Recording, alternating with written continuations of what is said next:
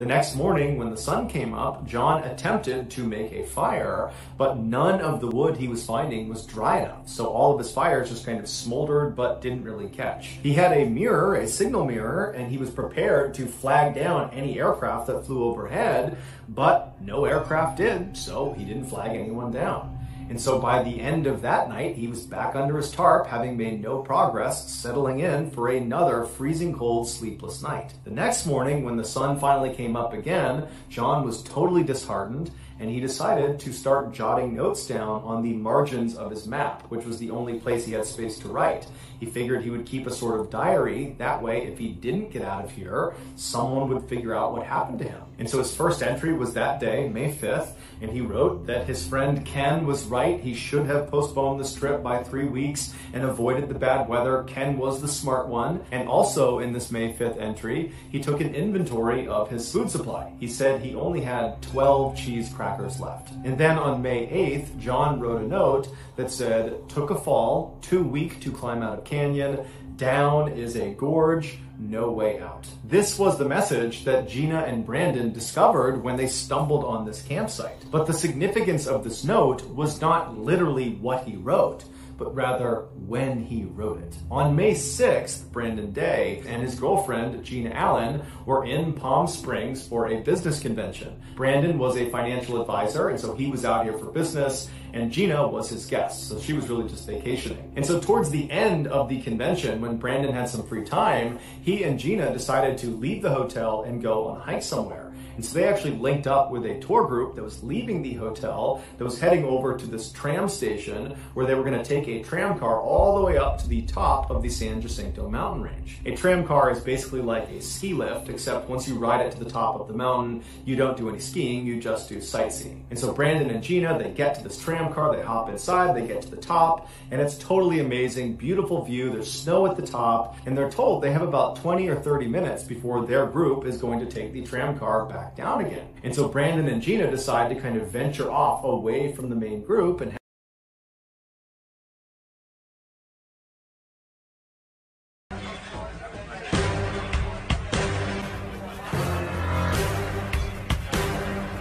have some alone time before they leave again. And as they kind of venture off, they start to hear what sounds like a waterfall. And so the two of them are kind of looking around, asking if they can see it or if they know where it is, and they don't.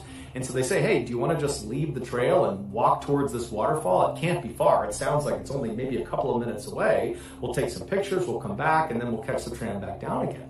And so they decide this is a great idea. They leave the path and they start walking towards the sound of this waterfall. But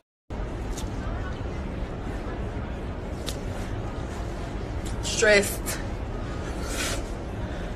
after walking for a pretty significant distance, they realize the sound of this waterfall is not getting any closer. It seems to actually just be getting farther and farther away. And what they didn't know was happening was the sound of the waterfall was actually echoing off the walls of this mountain. It was basically playing a trick on them. The acoustics made it seem like it was really close, but really it wasn't. It was pretty far away. And so by the time they finally did locate this waterfall, they knew they had ventured fairly far off the main trail, and they really needed to hustle to get back up to the tram station to meet their group and catch that last car out. And so they took a couple of pictures of this waterfall and then quickly turned around and began booking it back towards the station. But on their return trip, which they believed they were going in the right direction, they started hearing the sound of voices coming from the tram station, but they were coming from a different direction. And so Gina and Brandon stopped and they're thinking, I think we gotta go this way, but clearly that's the sound of the other people in our group coming from that direction. And so they decide to follow the sound of the voices. But just like the sound of the waterfall, the sound of the voices were not coming from that direction. That was just an echo bouncing off the walls. It was basically a trick the mountain was playing on Brandon and Gina. So they start walking in the wrong direction, and after walking for quite a while, and you are a person. You have eyes, you have fingers, you have a brain, supposedly. If you go to a place to hike, okay, because, for example, I love hiking. You never dare to take your phone, open the Google app and say, what is Jacinto Mountain like? Is there any danger? Am I gonna die? Just search. I mean, why don't people search anything? It's like they just be like, you know what, I'm a bad bitch, God has my back, you know, I'm like super special, super anything, super this, super that, and they just venture off. They went off the trail. They didn't even think, oh shit, there's like, this is a big ass mountain. I mean, look at all of these trees, they all look alike. What if we get lost?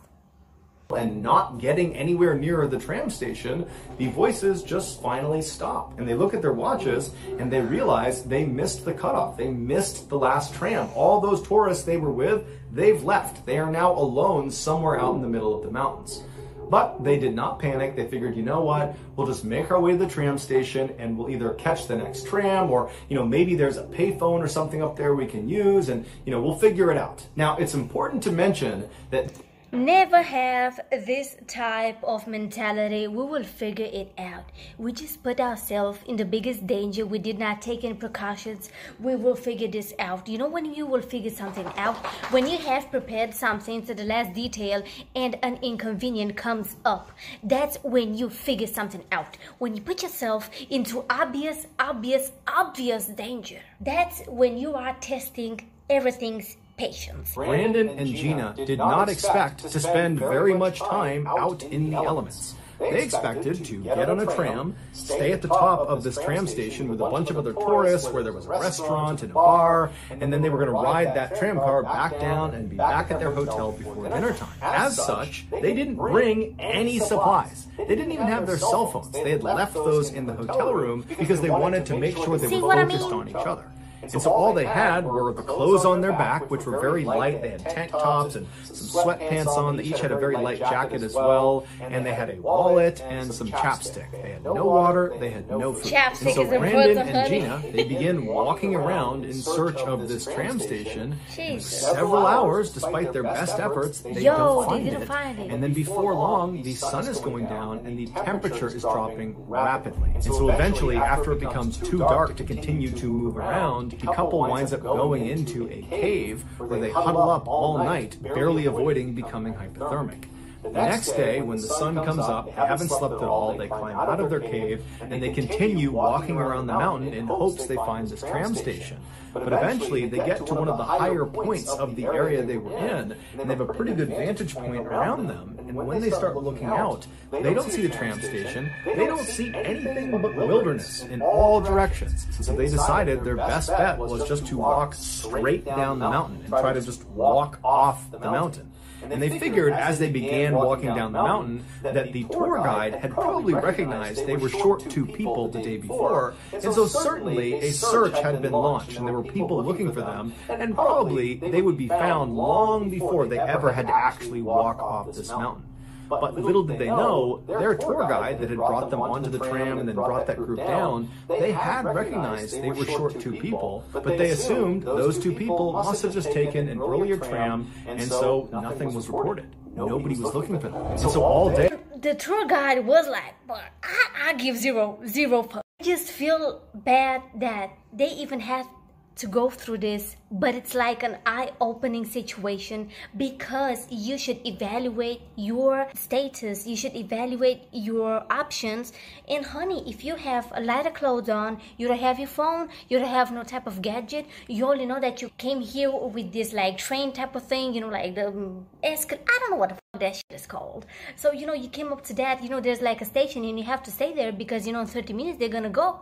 But you say, nah, let me go find this waterfall that I've been hearing, but I'm going into the wilderness with nothing on me, honey. I am a cowboy boy and I want to find a cow. I'm gonna ride a cow and I'm gonna pet this cow. No, I mean, it's the middle of the woods. You should even go there if you have nothing to contact somebody with. Brandon and Gina made their way down this very steep mountain, falling half the time, smashing into rocks and trees, and getting cut up on manzanita bushes. It was just this awful experience, and by the time the sun was going down, they had no sense of how close they were to the bottom. They didn't have a good viewpoint. They were just kind of trapped inside of the wilderness. So once again, they huddled up for the entire night. This time, they didn't have a cave to protect them from the wind, and so so it was just another absolutely miserable night. Yo, so they finally were the sun lucky comes with up that on the third because they day, could have and died Brandon and that Gina, second they're night. up and they are moving straight down this hill. They want to get out of there as soon as they can. And after smashing into more boulders and more trees and getting more banged up, they finally arrive at the same drop-off down into a ravine in Long Valley that John had gotten to. And so they're standing over this ravine debating whether they should make the leap and jump down into this ravine, even though it means they can't climb out again. And so they're looking around, they're figuring, you know what, we don't really have a better choice. We don't really have the energy to climb all the way up and try to go a different way. And we don't even know if those ways are more advantageous. And so just like John, they turn around onto their stomachs, they grip the top of this drop-off, and then slip down into the ravine. Once they stand back up, they start walking down this ravine, and they spot a river. And they run over to the river, and they drink as much water as they possibly can, and it's a huge morale booster. And then they get back up again, and they're continuing walking down the stream, when off in the distance, they notice a green tarp strung up between trees. It was John's campsite. And so Brandon and Gina, they run over to this campsite and they eventually come across John's notes on the margins of his maps. But after standing up and yelling out for this owner to please come out here and help us, we need your help, we're lost, and then no one came out of the woods, no one heard them, no one responded, Brandon went back to the note and he looked at it again, and that's when he noticed it. The note had been written on May 8th. However, it had been written on May 8th, 2005. The year that Brandon and Gina were reading it was 2006. Yo, can you see this? Oh my God, look at that. Yo, no fucking way, no fucking way, come on.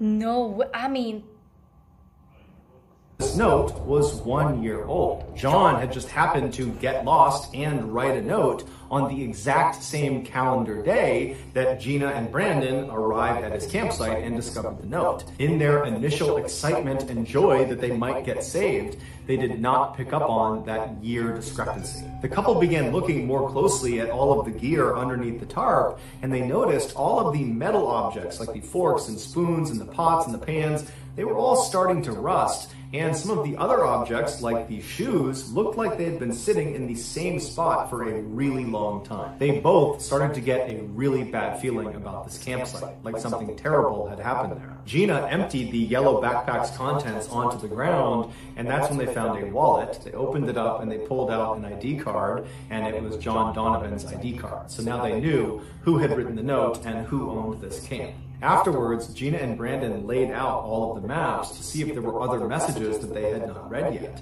And there were. There were 2 other additional messages after the May 8th message. On May 11th, John said he was celebrating his 60th birthday and that unfortunately he was down to his last 2 cheese crackers. And then in his final message on May 14th, John wrote, "Headed down to creek for water. Goodbye. Love you all." Devastated, the couple knew what they were reading were almost certainly John's last words, and his body was most likely somewhere around here. And then it dawned on the couple that if John, who seemed like an experienced hiker who had all this gear, if he had gotten trapped and died out here, then how did they stand any chance with no experience and no equipment? And so not knowing what else to do, Gina just rounded up all of John's things, she stuffed them into his yellow backpack, and then she shouldered the pack, and then she and Brandon just walked away from John's campsite and continued walking downhill, hoping that up ahead there was not going to be some gorge like John had mentioned in his May 8th note. But unfortunately, after walking for a little while, they reached that cliff with the 100-foot drop, with the waterfall going off the side of it, and they realized that they were trapped, same as John. There was nothing they could do.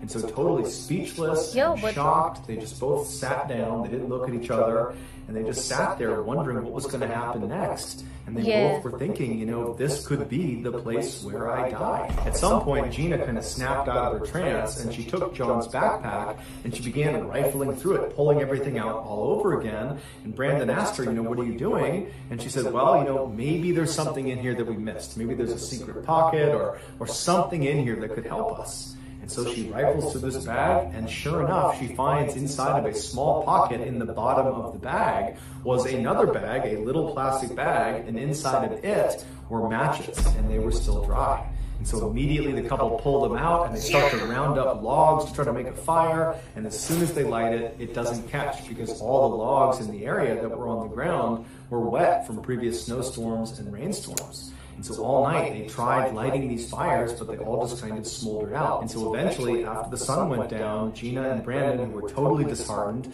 they went back up to John's campsite and they went under his tarp and they huddled together for another freezing cold night. The next morning, Brandon woke up because he actually did fall asleep, and Gina was still sleeping. And so Brandon decided to just leave the tarp and go out and get a breath of fresh air. He knew they were in a terrible position, but he just wanted to clear his head.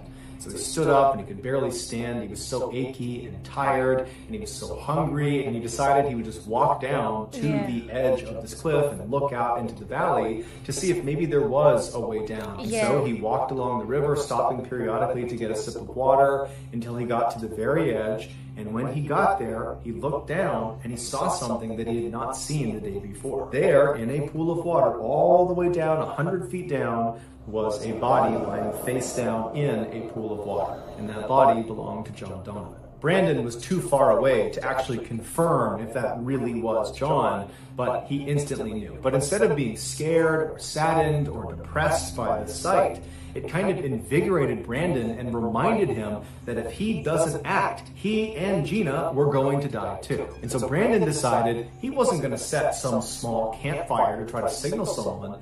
He was going to try to light the entire forest on fire. And so he walked back up to the campsite and he got the matches out from the backpack, and then he walked into the forest a ways that was right near the river and near their campsite. And he found this tree that was obviously dead, and he walked around gathering as much dry wood as he could, and he propped it up against this dead tree, and then he put as much kindling as he possibly could into this hole in the trunk of this dead tree. And after doing all this prep work, he got his matches out and he lit some of the kindling, and to his surprise, the tree caught on fire almost immediately. In fact, it burned so quickly and so big that Brandon had to run away so that he didn't catch on fire. And before long, all these trees are catching on fire, and he had to run all the way back to the campsite and wake Gina up. So he grabs Gina, they get up, and they run all the way over to the edge of the waterfall, and they turn, and they're just watching half an acre just completely erupt in flames. And all this black smoke is billowing up into the sky. And then about an hour later, after the fire had eventually just kind of died out on its own, Gina and Brandon heard the distant rumblings of a helicopter.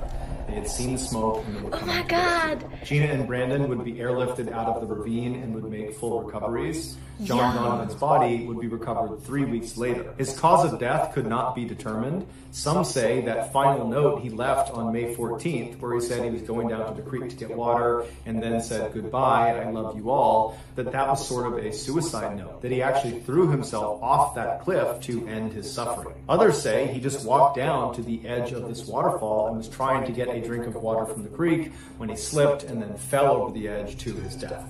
But we'll never know for sure. What we do know for sure is that in 2005, when John Donovan was still alive and missing, had he been rescued, he would have left the valley with all of his supplies, including those matches, which would have meant in 2006, when Brandon and Gina found themselves in that ravine, there wouldn't have been a way to start that fire, and so they would have died. In fact, the helicopter pilot that did come up and rescue Brandon and Gina, he would say there was nobody planning to search that area. This was not an area they believed Brandon and Gina would be. And so it really was only because of that fire that those two lived. As such, the couple said they owe their lives entirely to John Donovan and his unbelievable sacrifice. On July 11th, 2006, a funeral was held for John in Virginia. 80 people showed up for it. Most of them were his hiking friends from his club. After the service was over, they all kind of poured out onto the cemetery lawn around John's gravesite. And as the bagpipes played Amazing Grace, Lynn Paget, the man who had done the first 100 miles of the Pacific Crest Trail with John before his feet swelled up and he had to leave, he walked around the crowd handing out red Solo cups filled with a tiny bit of John's favorite whiskey. And then after making sure all of the adults had their drinks, Lynn went to the head of his very good friend's grave and he delivered a beautiful eulogy. In it, he tells the crowd that he thinks of John all the time, he misses him terribly, and at night he has the same dream. He's walking down this trail next to a stream, and then the stream bends off to the side, and as soon as he walks around the bend, he sees this green tarp. And he knows it's going to be John, and so he yells, "Hey comrade, hey comrade!" And as he's walking over to the tarp, he realizes John isn't there. All it is a tarp, a pack, and some shoes on a rock. As for Brandon and Gina, they did stay a couple after the ordeal, but they would ultimately break up 2 years later. Yo, this was bone-chilling, and I think that, you know, the coincidence of them finding this, you know, little campsite on May 5th, 1 year later, you cannot tell me that the universe does not put things together. I think that, as MrBallen said, if it weren't for John, those two wouldn't have made it. They would have died probably. So my condolences to John, because, you know, he was actually a great man. He did not love to pack a lot of stuff, but hey, to each his own. And this is the end of the video. Thank you so much for watching. Give it a big thumbs up, comment down below, and subscribe so you can be a part of this pretty ass family. I will see you in my next video, babies. Bye bye.